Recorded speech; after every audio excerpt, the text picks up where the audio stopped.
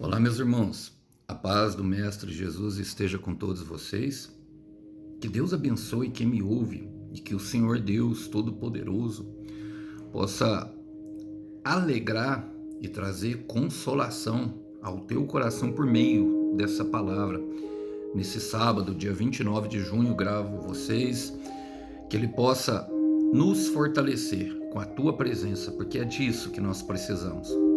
Como que está o coração, irmão? Como que está o coração, minha irmã? Creio que ficando cada vez mais forte, mais corajoso, preparando para que o Rei da Glória entre. Vamos lá? Vamos para a nossa conversa?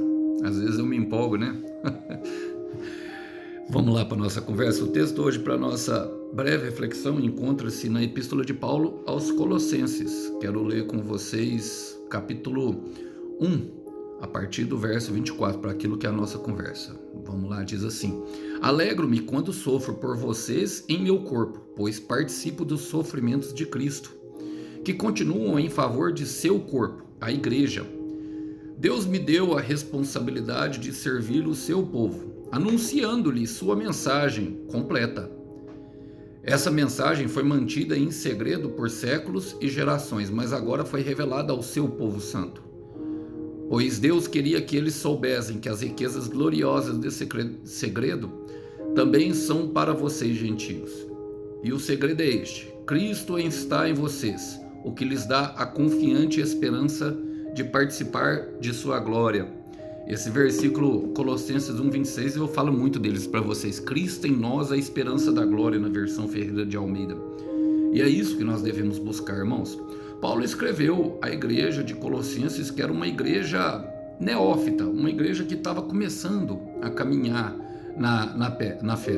E ela, ali de fato era Epafras que tomava conta dela, e Paulo estava na prisão escrevendo essa carta e com muita esperança, justamente porque ele não tinha visitado, mas tinha um cunho de pastor, de pai espiritual, uma responsabilidade, e as pessoas confiavam naquilo que era a história de Paulo, naquilo que a história dele remetia justamente à ação de Jesus Cristo numa pessoa, para trazer ânimo e fortalecimento da fé daqueles cristãos, já que como eles começaram a caminhar na fé agora, Satanás usando tudo e todos os cenários, todos o recurso para tentar parar a caminhada de fé. E eu quero trazer justamente esses versículos para a nossa vida, mediante essa introdução, que pode se considerar o segredo das boas novas. Vamos lá, diz assim: Alegro-me quando sofro por vocês em meu corpo, pois participo do sofrimento de Cristo.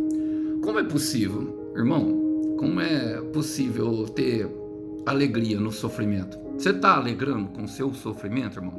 Fala a verdade, você consegue sorrir, minha irmã, quando você está sofrendo? É muito difícil, não é verdade? Tiago fala na sua carta, Tiago 1, 2 e 3, ele fala: é motivo de grande alegria passar por diversas provações. No versículo 12 ele fala: porque depois de fizerem a vontade de Deus, ele lhes entregará a coroa da vida. E talvez seja essa a motivação de Paulo, embora ele não expresse, mas a verdade é que ele está alegrando por sofrer, irmão. Alegro-me quando sofro por vocês em meu corpo, pois quando participo dos sofrimentos de Cristo, que continua em favor do seu corpo, a igreja. E ele está falando que vai continuar a sofrer, irmão. Há uma diferença: nós sofrermos sem Cristo e com Cristo. Quando sofremos por Cristo, cumprimos um propósito. E creio que é essa o motivo de grande alegria dele, que justamente de saber que pertence a algo maior. Deus ainda sofre, meu irmão. Isso que vem falar para nós, que Deus ainda sofre em um mundo hostil por meio do seu povo. Deus ainda sofre. Isso revela o sofrimento de Deus para nós, irmãos. Deus sofre com tudo que está acontecendo, com a impiedade, com o pecado que vai aumentando, com toda a situação que tenta nos parar, com tudo aquilo que vai contra os seus desígnios, que são de eternidade, porque Deus é bom, irmão. Deus é bom. Olha o que fala em 1 de Pedro capítulo 4, fala: Amados, não estranheis a ardente provação que vem sobre vós para vos experimentar, como se coisa estranha vos acontecesse, Mas alegrai-vos por serdes participantes das aflições de Cristo, para que também na revelação da sua glória vos regozijeis e exulteis. Regozijar é alegrar, e exultar é a exultação, é uma alegria maior ainda. Então, irmãos, o que Pedro está falando é para nós não nos estranharmos. Por quê? Porque haverá sofrimento de uma forma ou de outra. Nós escolhemos se nós colocamos e entregamos o nosso sofrimento para que o Cristo transforme ele em glória para o teu nome, em glória para o reino de Deus. E isso, diante de nós, irmão, produz em nós justamente uma colheita de alegria, justamente porque os nossos sofrimentos estão gerando frutos eternos para o reino de Deus. E há duas formas de fazer isso, irmão. E o sofrimento, ele sempre vai criar a atrofia, a pessoa se encolhe, tenta fugir, ou ela vai provocar o crescimento. Ou é atrofia ou é crescimento. A dor, ela só provoca essas duas coisas. Com Cristo nós crescemos, sem Cristo atrofia, sem Cristo nós ficamos fracos. Por quê? Porque ele só vai nos fortalecer, irmão, mediante ao propósito que ele nos colocou. Os planos são dele, a promessa é dele, então ele sabe como fazer. Esse mundo é um mundo de sofrimento, irmão. Não tem um evangelho diferente desse, não tem um evangelho onde nós não passaremos por aflições e angústia. Muitas vezes acontecerá, irmão. Nem toda vez é culpa do pecado. Às vezes é porque nós estamos obedecendo a Deus. E aí é a grande questão, porque se nós sairmos da presença de Deus, vai ser por causa do pecado. E aí a colheita é ruína e morte. Bom, a palavra continua falando assim, pois participando dos sofrimentos de Cristo, que continua a favor do seu corpo, a igreja. Irmão, sofrimento que cumpre um propósito. Sofrimento que cumpre um propósito divino. A igreja, justamente a expansão do povo de Deus, justamente, irmão, aquilo que vem para trazer redenção aos outros. E eu quero nem me ater muito a isso, porque eu já falei na outra parte, meio que emendando, mas eu quero aqui colocar mais um versículo que está em Romanos, escrito pelo próprio Paulo, a carta aos Romanos, que eu ministro muito com vocês. Eu quero ler o versículo 17 e 18, olha só o que ele diz: e se somos seus filhos, então somos herdeiros.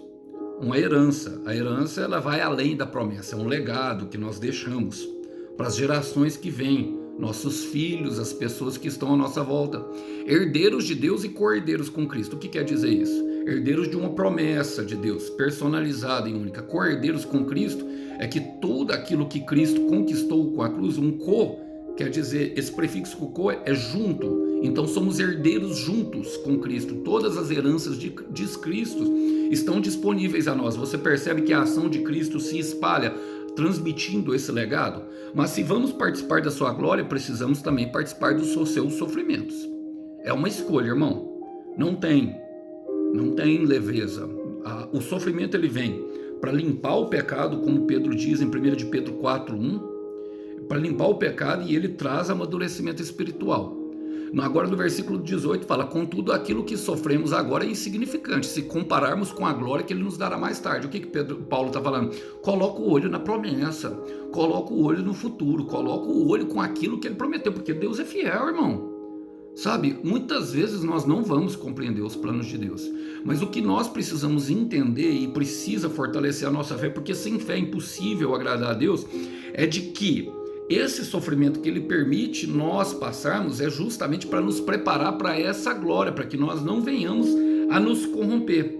E nesse momento faz total sentido que sem fé é impossível agradar a Deus. Por quê, irmão? Porque nós vamos precisar da fé que nos fortalece para suportar e resistir. A igreja foi chamada à resistência, irmão. A igreja não foi chamada para dar tapa na cara dos outros, não. É para resistir o mal. É para mostrar por meio da resistência o quanto Cristo é poderoso, o quanto o nosso Deus é poderoso. A nossa força está em resistir, irmão. Olha, Paulo continua falando: Deus me deu. Aí ele chama a leitura ali, aquilo que ele está escrevendo para a igreja de Colossos, a um caráter pessoal e tem um propósito. Olha, ele fala: Deus me deu a responsabilidade de servir seu povo, anunciando-lhe sua mensagem completa. Eu gosto dessa expressão completa. Por quê? Antes, os profetas e todos que passaram antes, eles até pregaram a graça, e o Espírito Santo, ele tomava as pessoas um por um. Agora, é para todos que aceitam. Crê recebe o Espírito Santo e tem uma missão. Isso é inevitável. E a mensagem antes ela se baseava mais na lei. Agora, depois que Cristo morreu, nós vivemos o tempo favorável do Senhor, o tempo da graça. Tem o respeito à lei, tem a obediência, tem tudo, mas também tem uma graça que capacita, tem uma graça que fortalece. Não é incompleto e está à disposição. Mas eu quero justamente falar daquilo que ele começou falando. Deus me deu. Por quê, irmão? O propósito é individual. Deus tem um propósito e um plano específico para cada um de nós, irmão, personalizado pelo próprio Deus vivo, Criador do céu e da terra. Se você que me ouve, irmão, ainda não sabe, eu, encorajo, incentivo e te instigo a gastar um bom tempo de oração conversando com o Senhor sobre esse propósito. Senhor, aquele homem lá da internet, aquele barbudo lá, cheio de marra, falou para mim que eu tenho um propósito, pessoal.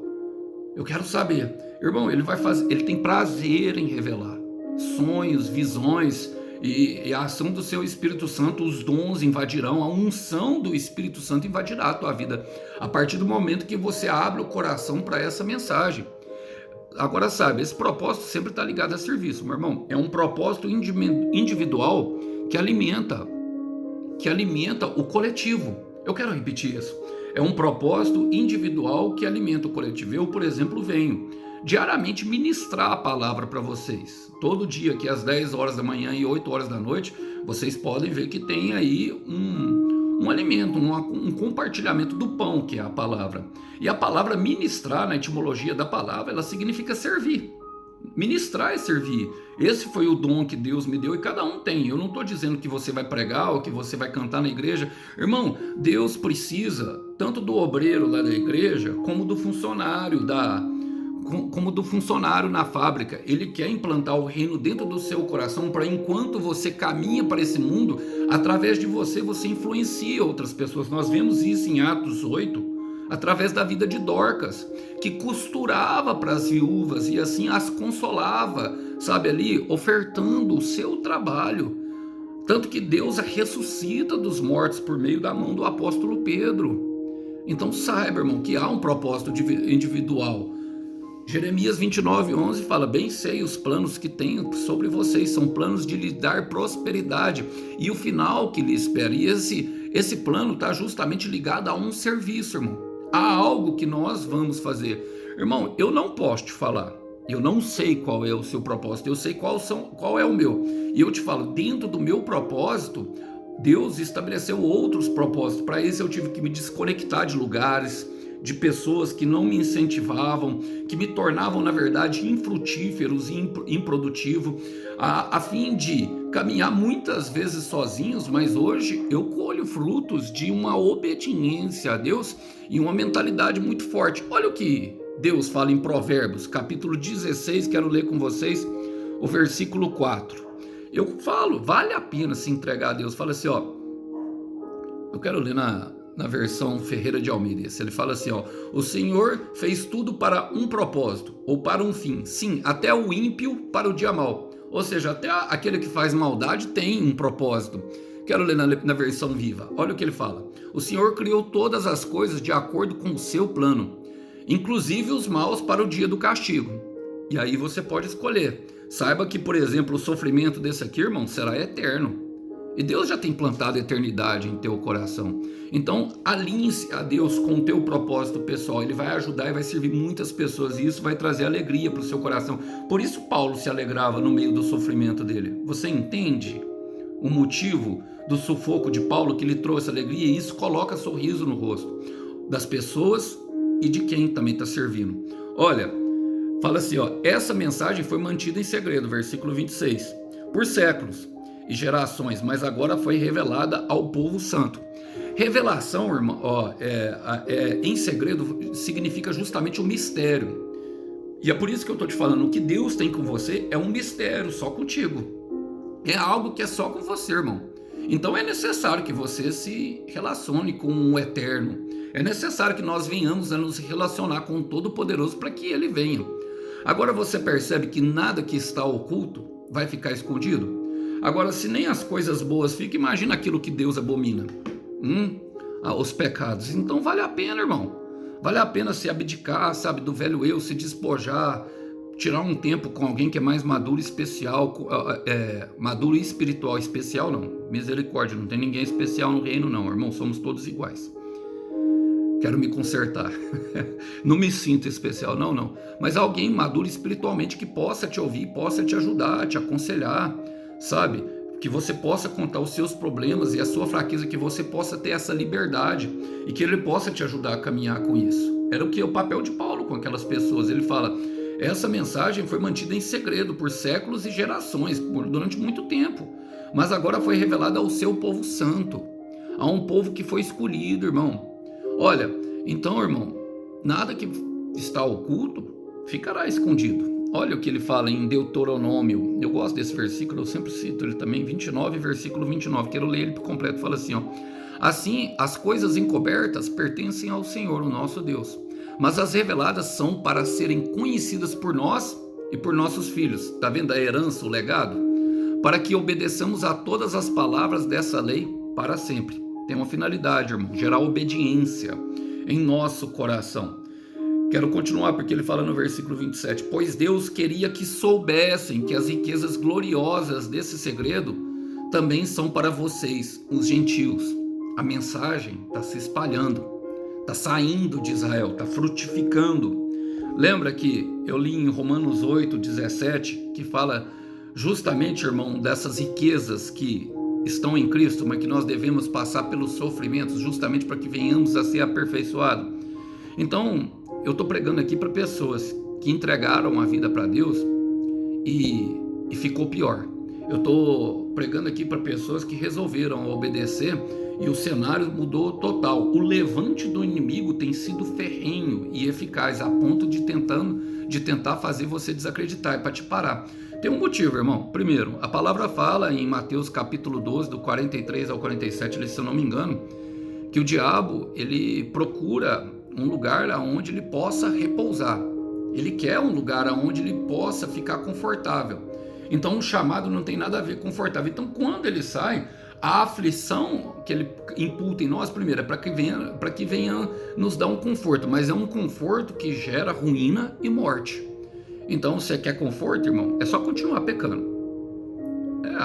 Essa é o que a Bíblia fala, mas é um conforto dado por demônios. Eu também preciso te falar isso.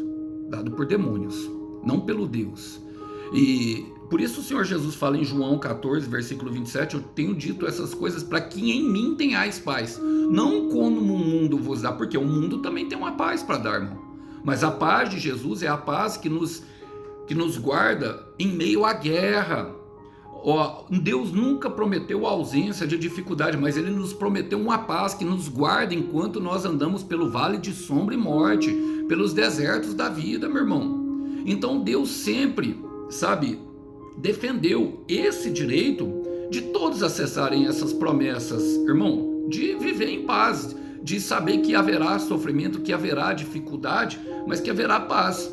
Então eu estou pregando para esse tipo de pessoa que não entendeu, irmão, você entrou na guerra. Bem-vindo ao teste, é fogo no tabuleiro, irmão. E aqui, saiba que Satanás vai usar tudo e todos para te desmotivar dessa missão. Não deixe. Resista. Tem promessa no final. Olha o que ele fala. Para que eles soubessem, as riquezas gloriosas deste segredo também são para vocês. Então Deus sempre defendeu, desde o plano do começo, era para que todos viessem a acessar as promessas de Deus, meu irmão. Você tem uma promessa, meu irmão. Você tem uma promessa do Deus Altíssimo, o Todo-Poderoso, o Rei dos Reis, aquele que pode todas as coisas e que ninguém pode parar, que está no controle da história das nações e da humanidade toda, irmão. Você não está servindo um homem, você não está servindo a uma construção, você não está servindo a um construto e a um edifício, e sim a um espírito mais poderoso, aquele que sempre existiu, sempre esteve aqui, é a origem de tudo e de todos. Olha o que ele fala, quero ler com vocês, Efésios. Eu recomendo vocês, irmão, lerem a carta de Efésios, que fala justamente dessas riquezas gloriosas. Do capítulo 1 ao 3, Paulo detalha perfeitamente tudo aquilo que que está contida nessa graça, a qual está disponível para nós. E ele fala, ó, como antes mencionei, Efésios 3:3, como antes mencionei, em poucas palavras, o próprio Deus me mostrou este mistério por revelação. Ao lerem o que escrevi, vocês poderão entender como eu estou a par do mistério de Cristo. Nos tempos antigos, Deus não fez o seu povo participante desse mistério. Agora, porém, ele revelou através do seu Espírito Santo aos seus santos apóstolos e profetas. E este é um mistério, que os gentios terão total participação com os judeus em todas as riquezas herdadas pelos filhos de Deus. Ambos são convidados a pertencer à sua igreja e a participar de todas as promessas divinas de bênçãos poderosas por meio de Cristo Jesus. Tem bênção, irmão. Tem tesouro escondido. Então pega uma pá e começa a cavar. Eu quero repetir, pega uma pá e começa a cavar. Tá doendo, mas vai ter promessa. Tá doendo, mas o cordeiro tem uma recompensa.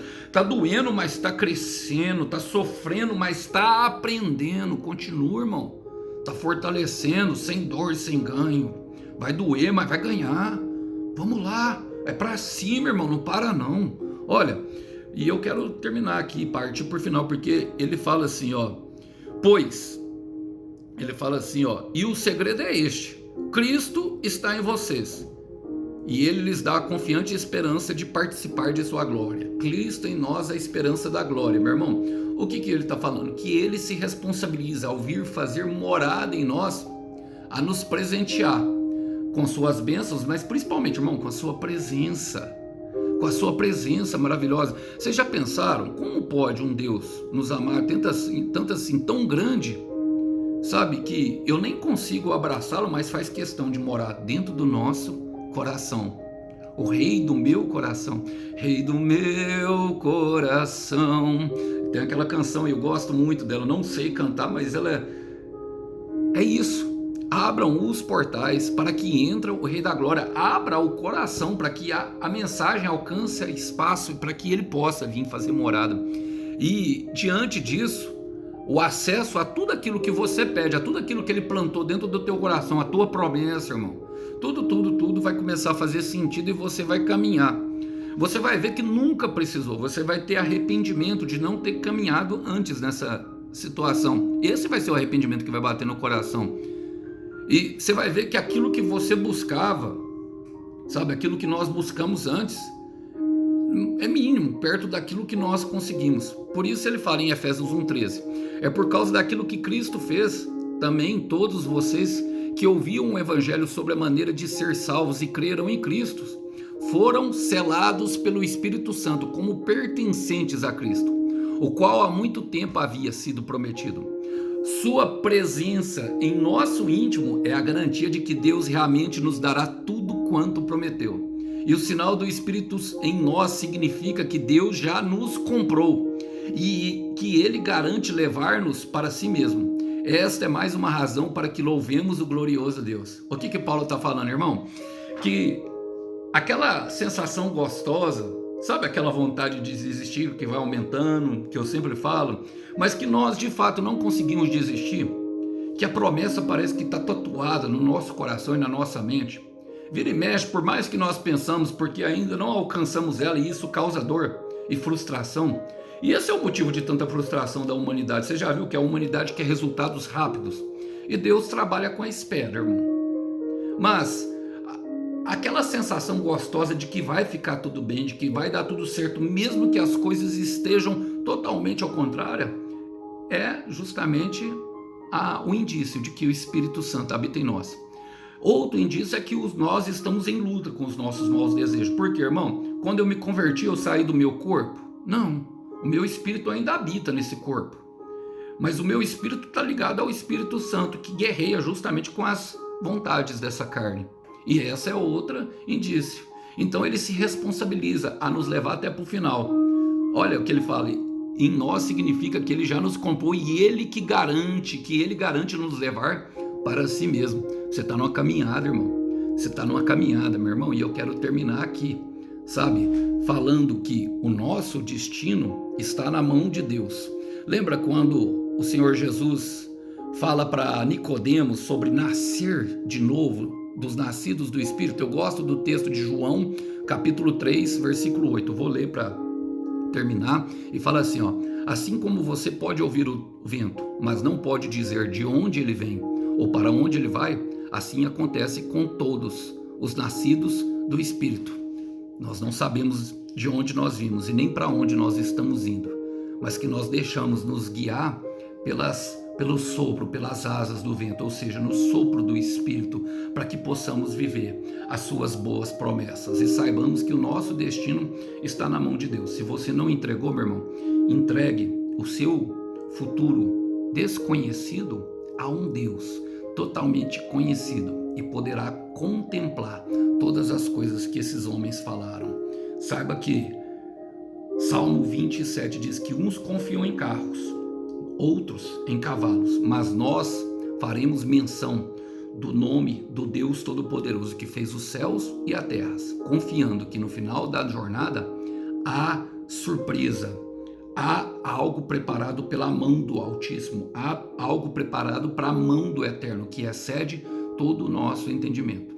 O Cordeiro tem uma recompensa para o teu sacrifício. Que os irmãos possam ficar com essa gloriosa e essa breve mensagem. A paz do Senhor esteja com todos. Até uma próxima.